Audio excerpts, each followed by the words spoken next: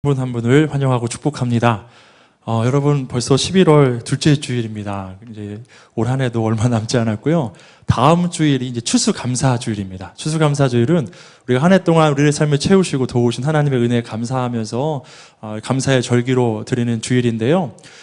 돌아보면 우리가 매일매일 살아가는 삶도 하나님께서 돌보시고 채우셨고 여기까지 오게 하셨고 또 올 한 해의 모든 삶의 모든 여정들, 우리의 걸음들 인도하신 분, 우리 삶을 그때마다 채워주시고 도우신 그 하나님 우리가 발견할 수 있고요. 또 지금도 또 앞으로도 계속 주님께서 우리 삶을 이끌어 주시고 우리 삶의 수많은 감사의 제목들을 하나님을 찬양하는 삶으로 인도해 주실 줄로 믿습니다. 그런 은혜를 누리고 함께 예배할 수 있는 주일 되었으면 좋겠고요. 한 주간 또 우리가 그냥 다음 주일 그 한 주일 한 날 예배하는 것을 마치는 것이 아니라 한 주간 우리의 한 해를 돌아보고 또 감사의 제목들을 발견해낼 수 있는 그런 여러분들의 삶이 되기를 간절히 축복합니다. 감사할 게 참 많을 것 같아요. 저도 생각해보면 감사할 게 참 많은 것 같아요. 다음 주에 함께 감사를 고백하며 하나님께 예배하기를 원하고요. 여러분 예배 들어오면서 이 중보기도 카드를 나눠드렸을 거예요. 중보기도 카드가 나왔습니다. 되게 아담하고 깔끔하고 좋지 않나요? 여러분? 네. 중보기도 카드를 나눠드린 이유는 그냥 책갈피로 쓰라고 드린 게 아니라 여러분 정말 기도 제목이 있으면 여러분 삶에 혼자 힘으로 감당할 수 없는 문제, 때로는 그렇지 않더라도 기도가 필요한 그런 지체들이 있으면요 언제든지 좋습니다. 기도 제목 이곳에 적어서 헌금함에 넣어주면요 우리가 또 잘 비밀 유지하면서 또 함께 기도하고 또 여러분 격려하는 일들을 중보기도팀에서 할 건데요. 어제도 저희가 토요일 날 3시에 이거 본관 1층에 교목실에서 매주 모이고 있어요. 기도하는데요. 적은 수가 모였지만 정말 뜨겁게 기도하고 있습니다. 그리고 우리가 기다리고 있어요. 중보기도 카드를. 누구를 위해 기도해 줄까?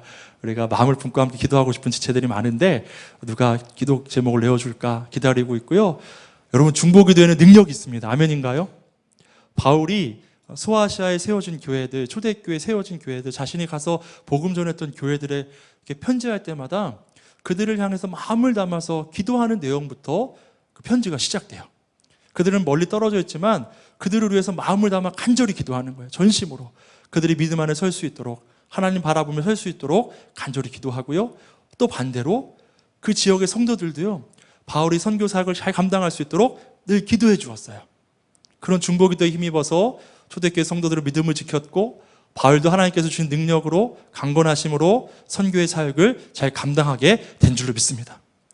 그리고 중보기도에 대한 제가 말씀을 읽으면서 여기 마가복음에 보면요 2장에 보면 그 여러분 아마 그 교회학교나 이럴 때 많이 들어본 내용일 것 같은데 그 중풍병자를 내 친구가 침상에 누워서 예수님께 데려갔는데 사람들이 너무 많으니까 예수님 옆에 나아갈 수가 없어서 지붕을 뚫고 그 침상에 중풍병자를 매달아서 예수님 앞으로 가게 했던 그런 내용들 여러분 잘 아시잖아요. 그 말씀을 보면서 중보기도가 이런 게 아닐까라는 생각을 해보게 됐어요. 그 중풍병자가 낫기를 정말 원하는 거예요. 얼마나 그 사람이 덕망 있는 사람이었는지 그냥 누워있는 사람, 그 사람 너무나 낫기를 원해서 4명의 사람들이요 침상에 그를 들어가지고 예수님께서 오신다는 소식을 듣고 예수님 수많은 병자들이 고치신다는 얘기를 듣고 그도 고침받기를 원하면서 데리고 왔는데 사람들이 너무 많은 거예요. 그러면 되돌아가나요? 포기하지 않았어요. 어떻게든 낫게 하려고 지붕에 올라가서 그 남의 집 지붕을 뜯었어요. 얼마나 대단해요. 그리고 침상을 4명이 귀퉁이에 줄을 달아가지고 균형을 잡으면서 예수님 앞으로 나아가게 했어요. 중풍병자 혼자는 예수님께 나아갈 수 있는 방법이 없었어요. 근데 그 4명의 친구들이 도왔고요.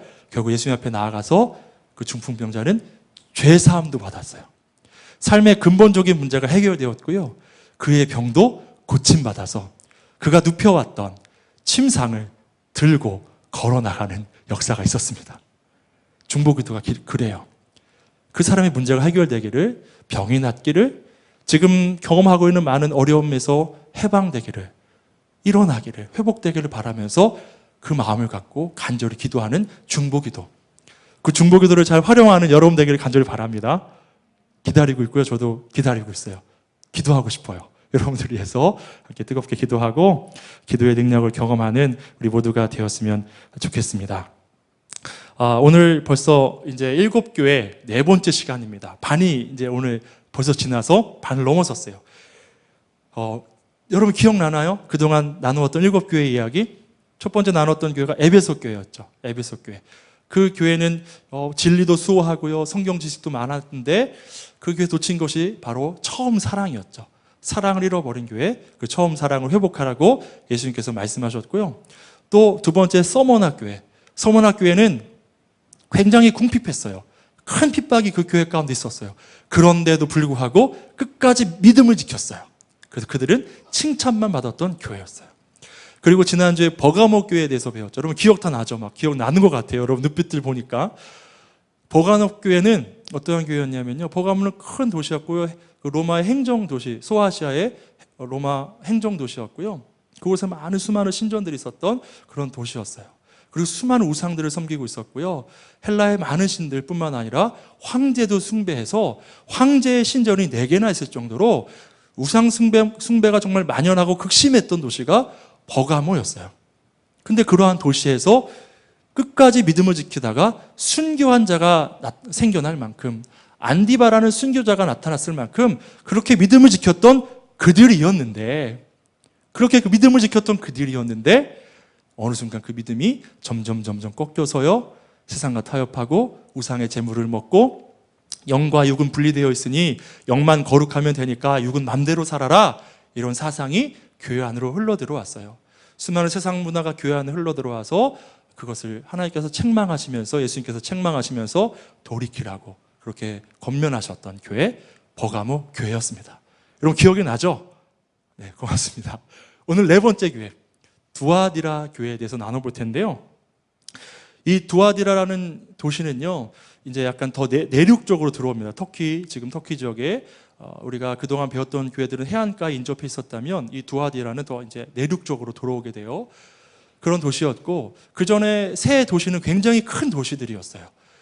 이 두아디라는 그 도시들에 비하면 작은 도시였고요. 이곳에서 염색 산업, 염료를 통해서 염색 산업이 발달되어 있었고, 청동으로 물건을 만드는 그런 산업들이 발달되어 있었던 그런 도시였는데요.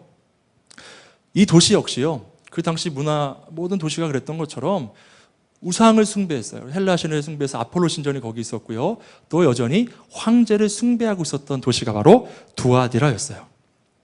그런데 이 교회는요, 어떠한 칭찬을 받았던 교회냐면요, 말씀해 보니까 19절에 보면 내가 내 사업과 사랑과 믿음과 섬김과 인내를 아노니 내 나중 행위가 처음 것보다 많도다.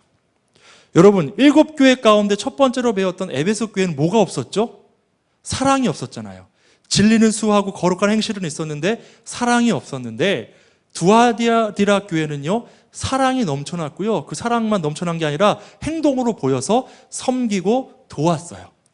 교회 지체들만 도운 게 아니라 그 지역을 도우면서 구제 사업에 앞장섰던, 예수 그리스도의 사랑으로 사랑을 실천하며 그렇게 선한 일들을 행했던 교회가 바로 두아디라 교회였어요. 사랑의 수고가 넘쳐났고요, 믿음이 들어오니까 믿음으로 말미암아 행하게 되는 일들이 굉장히 많았어요. 그랬던 교회, 그뿐만이 아니라 여러분, 우리도 어떤 일을 시작하다 보면 용두삼이라고 처음에 막 크게 시작했다가 나중에 점점 줄어드는 경우가 많이 있잖아요. 어떤 구제사역도 처음에는 막 이렇게 크게 막 확대해서 했다가 나중에 점점 동력을 잃어버려서 작아지는 경우가 많은데, 두아디라 교회는요, 처음보다 나중이 더 크다고. 처음 했을 때보다 그 사랑의 섬김이요, 믿음으로 행한 행위들이 점점 커져갔던 교회. 그렇게 구제 사업에 열심을 다했던 교회, 그래서 지역의 많은 영혼들을 섬기고 또 교회 안의 성도들을 사랑으로 섬겼던 교회, 사랑이 넘치고 또 넘쳐났던 교회가 바로 두아디라 교회였어요. 지금 교회들도 그래요. 많은 교회들, 또 우리 젊은이 교회도 그렇고요, 많은 교회가 구제 사역에 앞장서고요, 또 관공서에서 해야 할 일도 많은 교회들이 도맡아서 지역을 돕고 지역에 소외받고 어려움 당하는 사람들을 많이 돕는 역할들을 우리 교회가 감당하고 있는 것을 우리가 보게 되는데요. 어떻게 보면 이런 일이 어디서 시작됐을까? 우리가 경험한 사랑이 있기 때문에 그런 사랑을 우리가 또한 나타낼 수 있는 줄을 믿어요. 여러분이 경험한 예수 그리스도의 사랑이 우리 안에 충만함으로, 이 교회 안에 충만함으로 우리도 자연스럽게 그 사랑을 나타내는 거예요. 여러분, 우리 안에 사랑이 충만하면요, 드러내지 않고는 버틸 수가 없어요. 자꾸 막 사랑을 드러내고 나타나려고 해요. 하나님 우리를 지으신 목적도 같아요. 이유도 같아요. 그 사랑이 충만하셔서 그 사랑을 자꾸 드러내신 거예요. 누구에게 그 사랑을 자꾸 전해주고 싶으셨던 거예요. 그 대상이 바로 저와 여러분인 줄로 믿어요. 우리는 사랑받기 위해 태어난 존재라는 거죠. 그래서 열심을 다해서 섬기고 사랑을 베풀었던 교회가, 그 교회가 바로 두아디라 교회였어요. 그러한 교회. 사랑이 넘쳐 흘렀던 교회. 그런데요, 정말 이렇게 사랑에 넘치고 구제사역도 열심히 하면, 믿음으로 사실 섬기고 사랑하는 건 어렵지만 인내함으로 끝까지 그 일에 최선을 다하는 교회인데요, 그 교회에도 책망할 게 있대요. 그 교회도 책망을 받아요. 저는요, 이 7교회에 대한 말씀을 묵상하면서 좀 위로가 돼요. 어떤 위로가 되냐면, 완벽한 교회는 하나도 없구나, 완벽한 사람도 하나도 없구나 라는 그런 위안을 받았어요. 이 교회들 몇 면을 살펴보면요, 완벽한 교회가 하나도 없었어요. 어떻게 보면 서문학교회는 칭찬만 받았던 교회이지만 교회적으로는 너무나 어려웠어요. 궁핍했어요. 힘들었어요. 그리고 많은 교회도 때로는 부유함이 있으면 또 사랑이 없고, 또 여러 가지 믿음을 지켜서 나중에 변질되고, 이랬던 모습들을 보면서 완벽한 교회와 완벽한 사람은 없구나라는 생각을 하게 되는데요. 그런데 이런 묵상들을 하면서 또 한편으로 어떤 생각이 드냐면, 우리가 더욱더 믿음의 길을 온전히 걸어가려면, 더욱더 주님을 바라보며 걸어가려면 우리가 때로는 더 좁은 길로 가야 이 믿음의 길을 온전히 완주할 수 있겠구나라는 또 묵상도 돼요. 좁은 길. 그렇다고 막 매일 디프레스 돼 있고 막 우울증에 빠지고 막 힘겨워만 하라는 게 아니라, 주님이 걸어가신 그 길을 걸어가려면 때로 우리가 포기할 것도 많고요, 때로는 고난도 찾아오고요, 핍박도 찾아오지만 끝까지 주님 바라보면서 때로는 세상에 우리가 포기할 수 있는 것은 포기하면서 걸어갈 때 믿음의 길을 온전히 걸어갈 수 있겠구나라는 생각을 해요. 편안하면 얼마나 좋아요. 그런데 그 편안한 가운데도 나태해져 버린다면 때로는 주의 길을 놓쳐버릴 수 있다는 사실을 기억하는 저와 여러분 되기를 간절히 바랍니다.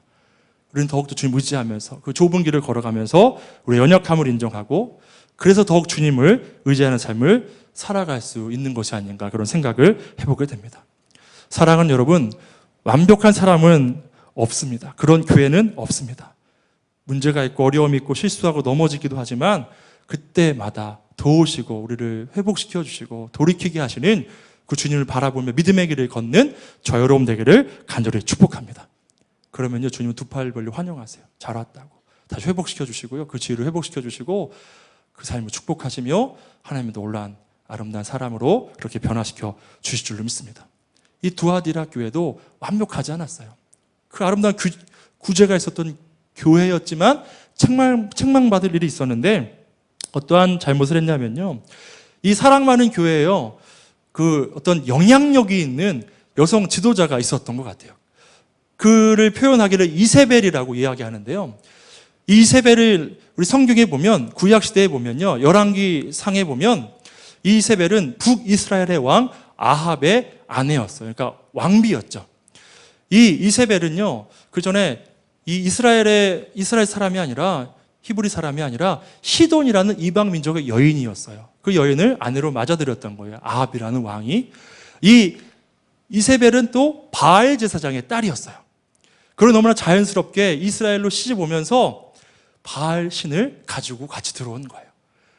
그래서 이 남편을 이렇게 꼬드겨서 이스라엘 백성들이 우상을 섬기도록 각 지역에 바알 신전들을 세우고 거기에 절하고 제사하도록 만들어 놨어요. 그렇게 온 땅을 부패하게 하고 하나님께 범죄하게 하고 그를 시작되게 했던 게 바로 이세벨이었어요. 이 이세벨에 관련된 사건 가운데 우리가 잘 아는 말씀이 어떤 거냐면, 여러분 엘리야 선지자 알잖아요. 엘리야 선지자가 갈멜산에서 바알과 아세라 제사장들 850명과 대결하는 그런 장면이 나오잖아요. 누가 참신인지. 그리고 온 이스라엘 백성들이 그걸 다 지켜보고 있었어요. 누가 참신인지 한번 보자고. 그 850명의 바알과 아세라 선지자 제사장들이 막 온갖 그들이 갖고 있는 신전 의식들을 치르면서 그들이 버려놓은 제단에 불이 임하기를 바랬지만 아무런 일도 나타나지 않았어요. 그런데 엘리야가 하나님께 기도했을 때 그 제단에 불이 임했어요. 그런 일이 나타났을 때 그 이스라엘 백성들이 하나님이 참신임을 알고 거짓됨으로 이스라엘 백성들을 이끌었던 그 바알과 아세라 제사장 850명을 그 자리에서 다 죽이게 돼요. 근데 이 사실을 누가 듣게 되냐면 이세벨이 듣게 돼요.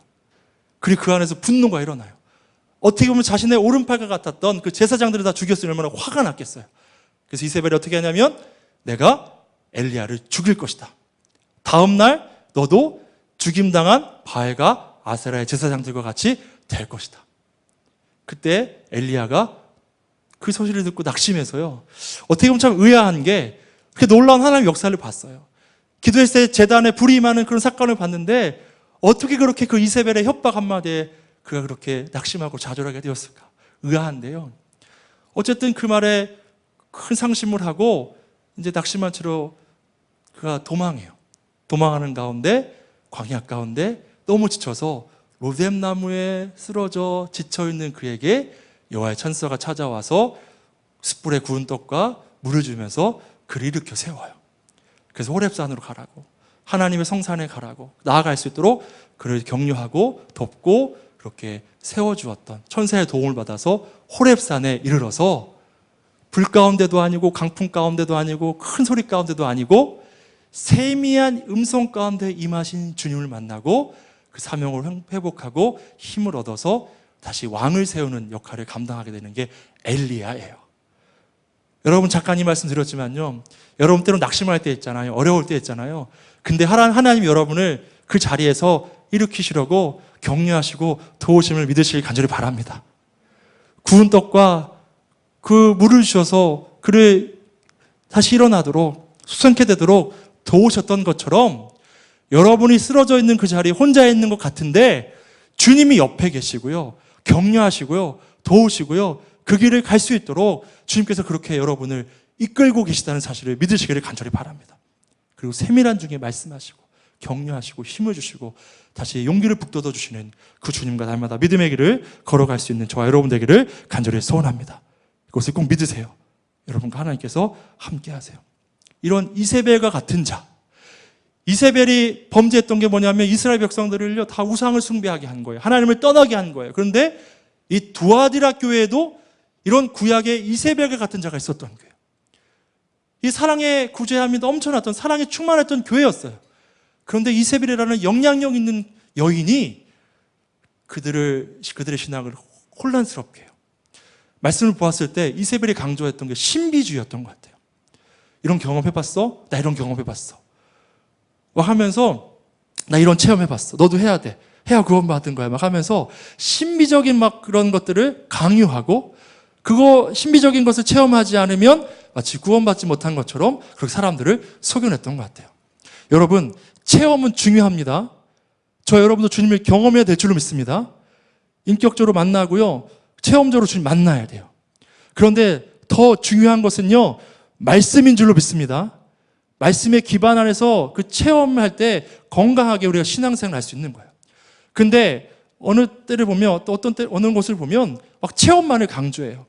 그리고 우리가 어떤 체험을 하면 자꾸 그 체험에 우리가 더 관심하게 되면서 정작 중요한 말씀을 알고 깨닫는 것에 대해서 소홀하게 되는 경우가 있어요.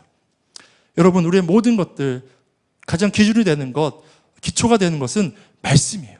근데 이 이세벨이라는 여인이 교회 안에 그 신비주의적인 것을 계속 강요했던 것 같아요. 사람들 거기에 현혹되어서 자꾸 그것만을 추구하게 되고 체험적인 것만 강조하게 되고 그렇다 보니까 말씀을 등한시하게 되고 또 잘못했던 게 뭐냐면 교회 안에서 아까 말씀드렸잖아요. 그 이원론, 영지주의. 영과 육은 따로야, 별개야. 영만 거룩하면 돼, 영만 구원받으면 돼. 결국 육체는 썩잖아. 네 육체는 네 마음대로 살아. 지금 여기서 누릴 수 있는 거 다 누리면서 살아. 라고 교회를 속인 거예요. 여러분, 속지 마시길 바라요. 근데 여러분, 안 속으려고 해도 영향력 있는 누가 말하면 그 말에 그래도 우리가 약간 신뢰하는 사람이 그런 말을 하면 우리가 그래도 그것을 잘 판단하지 못하고 그대로 따르게 되는 경우도 사실 있잖아요. 잘 판단이 되지 않아서. 그래서 우리가 잘 판단해야 돼. 정말 여러분 삶의 판단의 기준이 말씀이 되기를 원하고요. 하나님이 기뻐하실까 안 하실까를 먼저 생각해 볼 수 있는 저와 여러분 되기를 간절히 바랍니다. 사람의 생각은 다 달라서 기준이 다 달라요. 뭐가 맞는지 정확히 몰라요. 조언은 해줄 수 있지만 정확한 기준은 말씀이 되었으면 좋겠어요. 그래서 여러분 말씀을 알게 더욱 힘쓰는 저와 여러분 됐으면 좋겠습니다. 그래서 그런 생각도 좀 해봤어요. 그래서 말씀을 알아야 될 텐데, 말씀 배워야 될 텐데, 읽어야 될 텐데, 우리가 예배 들어오기 전에 한 30분 정도 시간이 있을 때 말씀 통독반 한번 만들어 볼까? 막 그런 생각도 한번 해봤어요. 그리고 지난주까지 1:1 제자 양육 신청을 받았는데요. 생각보다 너무 많은 지체들이 신청을 해주어서 대기자가 생길 것 같아요. 여러분 혹시 신청했는데 빨리빨리 연락이 안 오거든 조금 기다려야 되는구나.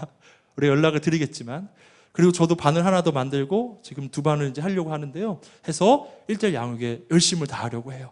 어떻게든 같이 삶을 나누고 말씀을 배우고 함께 기도하고, 그렇게 또 양육자반도 시작해서 수료한 사람들이 또 양육을 할 수 있고 서로 훈련될 수 있도록 하려고 해요.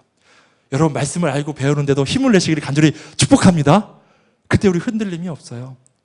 누가 무슨 소리 해도 분명한 기준을 가지고 흔들림 없이 신앙생활을 온전히 감당할 수 있어요. 이세벨이 그런 역할을 했어요. 그래서 사람들에게, 그러니까 지금 이 세상의 문화들 그냥 즐겨, 우상 숭배하는 거 어때? 가서 절하고 하면 어때? 그리고 사람들과, 그 지역의 사람들과 편안하게 지내면 좋잖아, 친하게 지내면 좋잖아 하면서 많은 사람들을 혼란스럽게 했어요. 그래서 교회가 변질되었던 거예요. 이것으로부터 돌이키라고 예수님께서 그 교회에 책망하세요. 돌이키라고, 회복하라고, 다시 믿음을 지키라고, 온전한 믿음을 지키라고, 타협하지 말라고, 정말 무엇이 옳은지 분별하라고 그렇게 말씀하고 있는 거예요. 그리고 예수님께서 오히려 더 말씀하시는 게 뭐냐면 25절 말씀 한번 같이 읽어볼까요? 25절 말씀 화면에 나올 텐데요. 같이 한번 읽어보겠습니다. 같이 읽겠습니다. 다만 너희에게 있는 것을 내가 올 때까지 굳게 잡으라.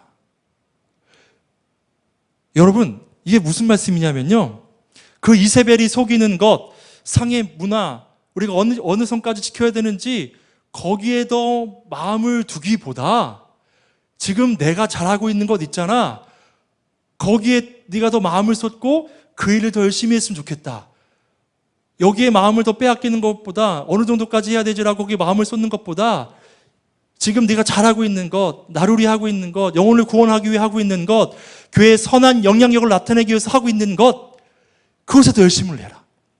그들이 어떤 일에 칭찬받았다고 했죠? 믿음과 사랑과 섬김의 인내.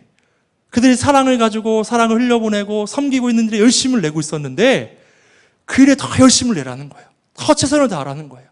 여기에 빼앗길 에너지를 거기다 쏟아서 그 일에 더 열심을 내면서 최선을 다하라고 그렇게 말씀하고 있는 거예요. 내가 올 때까지 더 나의 사랑을 받고 그 안에서 분별하면서 사랑에 실천하는 일, 너희들이 잘하는 일, 정말 잘하는 일, 그 일을 최선을 다해 감당해라 라고 말씀하고 있는 거예요. 여러분 이제 말씀을 마치려고 합니다. 너무 좋아하는 것 같아요. 오늘 말씀 좀 짧아서 좀 이런 생각이 들었어요. 지난주도 말씀드렸지만요, 우리가 하나님을 더 사랑하면요 세상의 것을 좀 적게 볼 것 같아요. 내가 세상에서 어느 정도까지 해야 되지 여기도 마음을 더 쏟는 것보다 내가 더 하나님을 사랑하는 거예요. 나의 삶에 어떤 문제가 있을 때도 거기에 매여서 어떤 대상이나 그 문제 자체에 내 에너지를 더 쏟기보다 하나님을 더 사랑하고 더 말씀 묵상하고 기도할 수 있으면 얼마나 좋을까. 더 내가 하나님께로 내 사랑을 더 향하여 나가면 얼마나 좋을까. 그렇게 에너지를 쏟으면 얼마나 좋을까. 하나님도 사랑하면 얼마나 좋을까. 여러분 연애하면 그렇지 않나요? 내가 사랑하는 사람이 원하는 것 자꾸 하고 싶어지지 않나요? 그래서 내 사랑하는 여자친구가 담배 냄새가 싫다고 하면 담배도 끊게 되지 않나요? 난 놀이기구 정말 타는 거 무섭고 정말 힘든데 놀이기구 타자고 하면 타지 않나요? 아닌가요? 저만 그랬나요? 나도 안 했나? 오늘 마침 저희 아내가 와 있어서 그런데 여러분 사랑하면요 그 사랑하는 사람이 원하는 것 해주고 싶어요. 하나님을 사랑하면 하나님이 원하시는 것 내 자꾸 관심과 내 에너지가 그쪽으로 가게 되는 거예요.